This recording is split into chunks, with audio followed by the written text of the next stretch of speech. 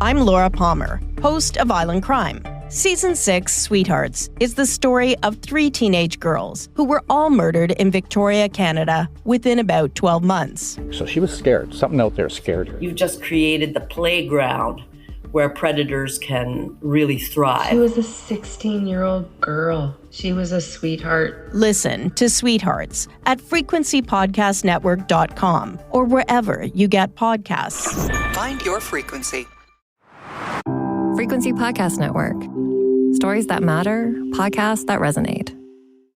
We've gotten pretty used to the word unprecedented over the past handful of years. Pandemics, forest fires, ocean temperatures, and American presidents. This is the first criminal trial of a former president in U.S. history. 2 weeks ago, former American President Donald J. Trump, and saying that phrase still feels strange after all these years, walked into a Manhattan courtroom for the beginning of his trial on charges of falsifying business records to conceal a payment to a porn star. I know, of all of the things, this is the first one that actually got him into a courtroom. But it did. And here he sits, either freezing or sleeping or both. And I'm sitting here for days now, from morning till night, in that freezing room, freezing. Everybody was freezing in there. Trump appears to be sleeping. His head keeps dropping down and his mouth goes slack. Meanwhile, polls show that Trump, freezing, sleeping, criminally charged Trump, is neck and neck with Joe Biden for the American presidency, which he has publicly vowed to use to both pardon himself and exact revenge on basically anyone whom he feels has wronged him. It is, frankly, an insane situation, and one that deserves a bird's eye view of the full context, rather than the daily headlines full of minute courtroom details. So how did America find itself here? What difference will this trial actually make? Could former U.S. President Donald J. Trump really end up in jail? I'm Jordan Heath Rawlings. This is The Big Story. Andrew Rice is a features writer for New York Magazine. He's been covering the trial. Hello, Andrew. Hi, how are you? I'm doing very well. Thanks for joining the show. I'm glad to be here. Off the top in the introduction, I said that we've been using the word unprecedented a lot over the past several years. This is another one of those times. Can you start by giving us a sense of history here? How does the spectacle of former President Trump in a Manhattan courtroom fit into the context of the American presidency? Well, it's sort of wildly incongruous, which is to say that, it is, of course, a historically unprecedented trial, the first criminal trial of a former president of the United States that's, of course, occurring in the midst of a campaign that would return him to office. On the other hand, the actual physical setting of the trial is just a completely workaday, not at all ornate criminal courthouse in which, simultaneous with this, many other criminal trials for robbery or burglary or murder or public urination are going on in the courthouse, if not trials and arraignments. All the sort of, sausage making of the criminal justice system is simultaneously happening here. So on the one hand, on the 15th floor where the trial is taking place, you have this huge kind of gaggle of reporters and Secret Service, and the campaign manager for Donald Trump's campaign was present. All these people who are kind of well-known figures in the United States. Meanwhile, on the 14th or 13th floor, you've got people who have been bussed over from Rikers Island jail, which is the big jail in New York, who are having their trial dates. And the thing I always find remarkable is that it's the first place in many, many years I've been in where the bathrooms smell like smoke. Huh. And so this is just this very shabby place for this very important and historically unprecedented proceeding. For our Canadian audience who probably try not to dwell over much on U.S. politics, all of the cases against Donald Trump and all of the charges he faces in various places can be a little confusing. Maybe just before we get into it, can you just quickly explain which trial this is and exactly what Donald Trump is alleged to have done that's on display here?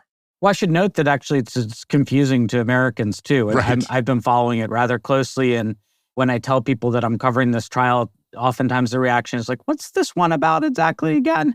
And this one is actually of the 4 criminal trials that Donald Trump faces currently. This is by far the one that is sort of the outlier in terms of its seeming level of seriousness and the seriousness of the underlying offense. Basically, he has been charged here with paying money to women who claim to have had sexual relationships with him prior to 2016. So these arrangements were worked out during the 2016 campaign. I should note here that he has denied having relationships with these women, but nonetheless, he and his representatives paid them money not to tell their stories before the 2016 campaign. There's nothing illegal about that, actually. Okay. You can pay money to people for not telling your secrets. That's perfectly legal. You can pay extortion money. It's not illegal to pay off someone who's extorting you. But the district attorney in New York has charged him with 34 felony counts of falsifying business records. And those counts arise from the way that he went about financing these deals, which is that they were paid by his personal attorney, Michael Cohen, and then subsequently allegedly disguised by turning them into basically legal fees that Donald Trump paid him. So the legal fees were actually the reimbursement for the hush money payment, according to prosecutors. And this violated a law in New York against falsifying business records. And so that's what he's being charged with. That sounds so penny ante compared to the other cases against him. And it also, I mean, when Trump complains that, this is a witch hunt and this is people going after him politically, I'm not saying that I see his point, but I see why he's making that case, I guess, to his voters, because it really does seem like they've kind of caught him on a technicality here. Yeah, I mean, the comparison that you often hear is, the mobster Al Capone was prosecuted for tax evasion and not for murdering people. That said, I mean, I think there are people who are not supporters of Donald Trump who validly, I think, have raised questions about selective prosecution in this case, have raised questions about whether the law that he's being charged under would be the sort of thing that any other person who wasn't named Donald Trump would be charged with a crime, in this situation. The law against falsifying business records typically is kind of a supplementary charge that is charged in connection with some other bigger crime, money laundering or bank fraud or something like that.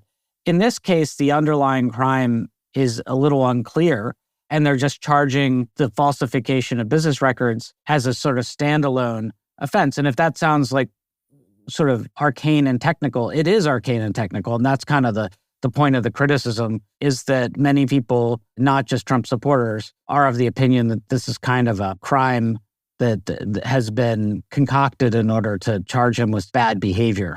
You don't need to recount every single thing and witness that's been presented in court, but maybe, the trial's been going on for 2 weeks. First, there was jury selection, and now the prosecution is making its case. Can you sort of broadly explain to us the narrative that they're presenting to the jury? Primarily, there have been 2 witnesses, and those 2 witnesses have both testified about these hush money deals that were done in 2016. There were really 3 of them, 2 major ones, one with a woman named Karen McDougal, who was a former Playboy playmate who alleged that she had a year-long affair with Donald Trump in 2006. And the second one with a woman named Stormy Daniels, who was an adult film star, a porn actress, who claimed that she also had a sexual encounter with Trump sort of in and around the same time. And basically, the 2 people who have testified are not the women. The 2 people who have testified are men who were involved in kind of brokering these deals on behalf of the women or on behalf of Trump. The first one being David Pecker, who was the former chief executive of the National Enquirer, who testified that the National Enquirer, which is a tabloid here in the United States, supermarket tabloid, he said that, basically testified that the National Enquirer acted as almost a sort of like arm of the Trump campaign during 2016, amplifying Trump's sort of message and attacking his opponents. And, the third part of it, according to Pecker, this sort of informal or maybe formal understanding involved buying and hushing up stories from women of this sort. The second person who testified was an individual. He just started testifying yesterday. He hasn't completed his testimony, but his name is Keith Davidson, and he was a lawyer who represented both Stormy Daniels and Karen McDougal. And his testimony yesterday was really quite riveting because it was a very unusual kind of window into how these kind of sleazy arrangements are brokered, where basically men, I think they're typically men, are kind of creating a market for secrets about the sexual indiscretions of others and essentially using that as a way to profit from the indiscretions of people like Donald Trump. In the midst of all that, there have been several times, I guess, that the actual presenting of that case has been kind of interrupted or delayed by separate charges of contempt. Can you explain what's happening there and if this could possibly actually end in Trump facing jail? Well, this has largely happened outside of the presence of a jury. In the American legal system, typically there's the trial that happens when the jury is present. And then there are all kinds of motions and arguments that happen outside of the jury's presence. So I think it's important to say that this hasn't really infected, so to speak, the case that's being presented to the jury.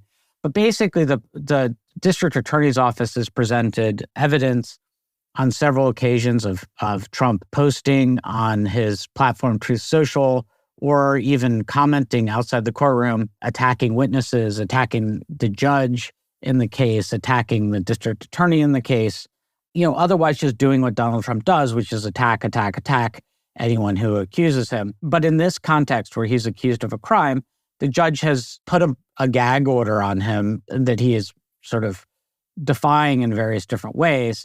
And so each time he does that, the prosecutors come in, they say he's been violating the gag order. Yesterday, the judge found him in contempt for violating that gag order and fined him $9,000, which of course to Donald Trump is not an enormous amount of money. It's the most money that for 9 separate offenses, the law says basically you can only fine somebody $1,000 per offense. But what you can do for repeated violations is put someone in jail for up to 30 days. So the judge said quite clearly in his decision that continued violations of this order could result in jail time. I think it's somewhat hard to imagine how that would play out. Yeah. I think, for one thing, Donald Trump has Secret Service agents around him. As a presidential candidate, and a former president, he's entitled to Secret Service protection for life.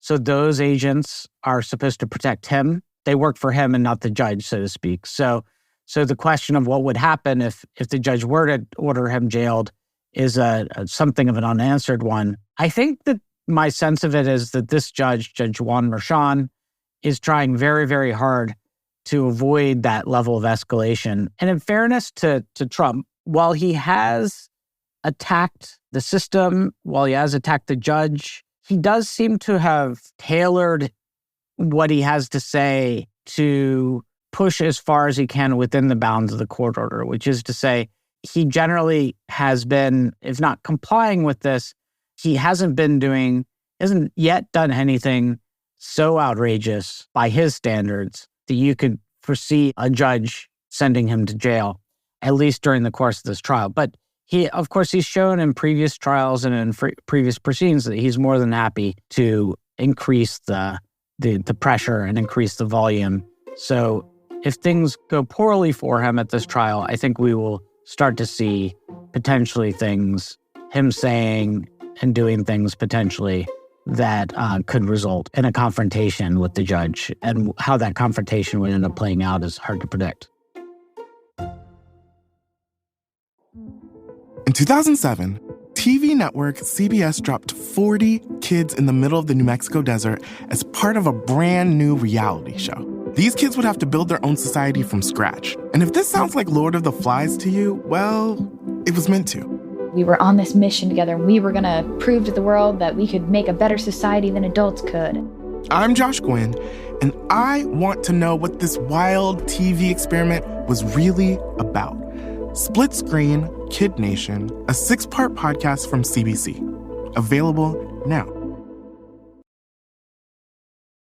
Because we're talking about his behavior, how has he been taking this whole thing? I know there have been reports of him sleeping in court and complaining about conditions there. What's he been up to?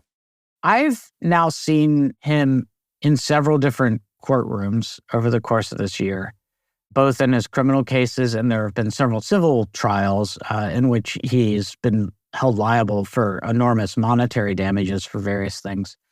I would say that he is being much more sedate, I use that word advisedly, in this context than he was in the civil cases. The civil cases, he was quite vociferous at times. He kind of made a scene in a couple of these cases. And in the criminal case, he has been, with the exception of one incident that happened during the jury selection, he hasn't done some of the things that he's done before, kind of audibly saying in the presence of the jury things like, this is a witch hunt or what have you. So that hasn't happened. He has gotten some criticism because he does seem to rest his eyes some. I can't say whether he's conscious or not. I think that's only for him to be able to say. But I think that, my take on it, my completely uninformed, but just from watching him take on it, is that I think he's trying to disassociate himself a bit from what's happening in the courtroom. And one way that he may be doing that is by literally closing his eyes to what's going on and trying to tune it out, because I don't think that he's a sleepy person or somebody who lacks energy when it's called for. I think he's fighting his natural inclination to fight back, to say something, to reject the proceedings. What is the plan for Trump and his lawyers here in their side of the case? And you wrote a piece a little bit ago that said, with regards to the jury, he only needs one. What does that mean? In our legal system, there's 12 jurors and they have to reach a unanimous verdict beyond a reasonable doubt in order to convict him. And so it's a kind of practice trial strategy for especially defendants in high-profile cases like this. If an acquittal seems unlikely, and I think everyone agrees that an acquittal is unlikely just because of as I say in the cover story there from New York Magazine, like people danced in the streets in New York when Trump was defeated for re-election. So your chances of getting 12 people to hold him harmless in this case is very unlikely. But what is a very, I think, a realistic scenario is that they managed to convince one or two people that, they may not like Trump, but this case in particular is politically motivated. It doesn't seem to be the sort of thing that we should be sending people potentially to jail or to prison over. And so therefore, you're going for a holdout or two to basically say, there's no way I'm going to vote to convict. And then the judge will be forced to declare a mistrial. And there's no doubt what would happen if a mistrial were declared.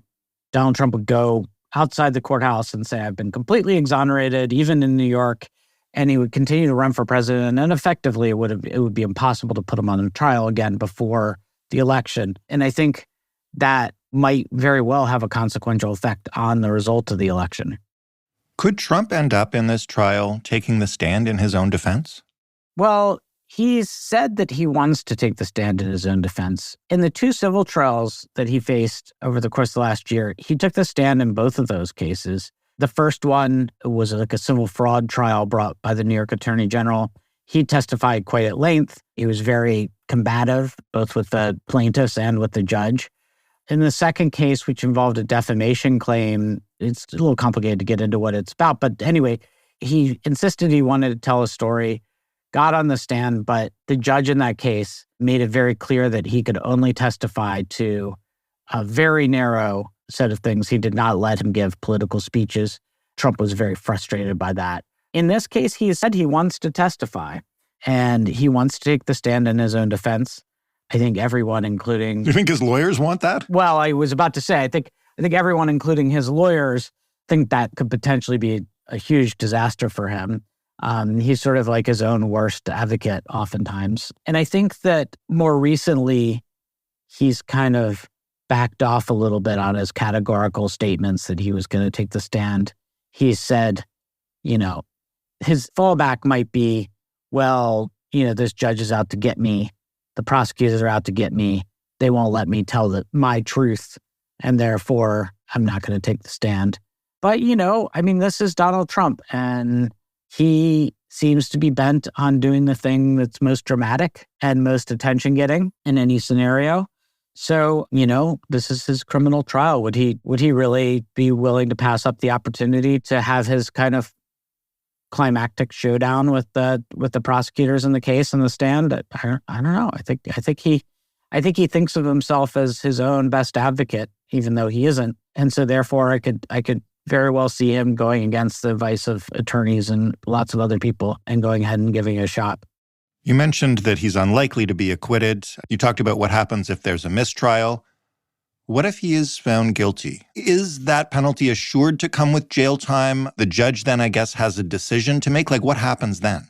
I think that, again, this is a situation where if it was any other defendant but Donald Trump, there would be no doubt that this case would result in a fine or probation or some quite mild sentence. This judge, Judge Merchan, has a reputation as being a particularly harsh sentencer to white-collar defendants.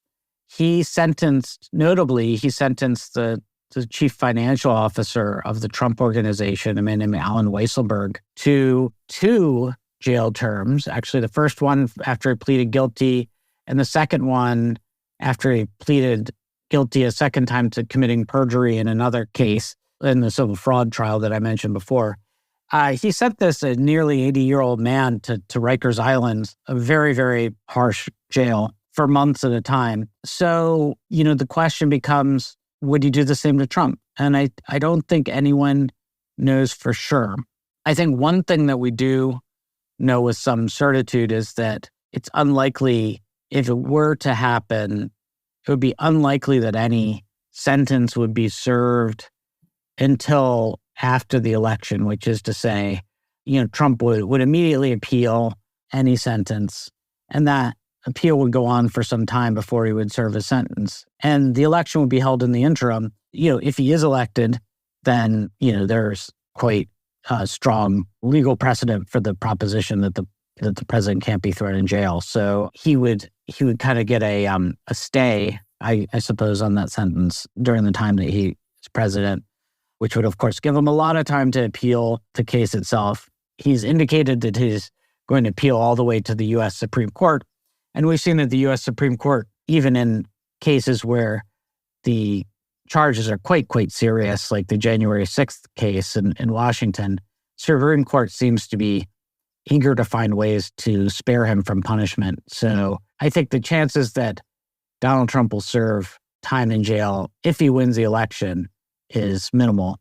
If he doesn't win the election, then I think there's a really good chance that he'll go not just to jail, but to federal prison, not because of this particular offense, but because of the much more serious crimes he's charged with, both in Washington, D.C. and in Florida. Those cases are much stronger. Those cases involve, crimes that carry heavy penalties. So for Trump, really the verdict that he needs to win is the one in November. Andrew, thank you so much for this. It's fascinating. What a time to be alive. I agree. It's certainly interesting times. Thanks again. Okay, thanks a lot. Andrew Rice covering the Trump trial along with others for New York Magazine. And that was the big story. For more from us, but not too much more on Donald Trump, because we try to avoid it until we have a situation like this one. You can head to thebigstorypodcast.ca.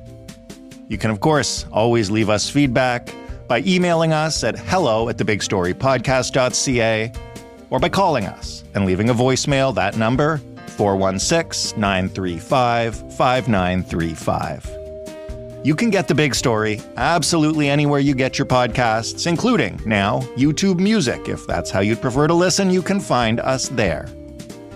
Thanks for listening. I'm Jordan Heath Rawlings. We'll talk tomorrow.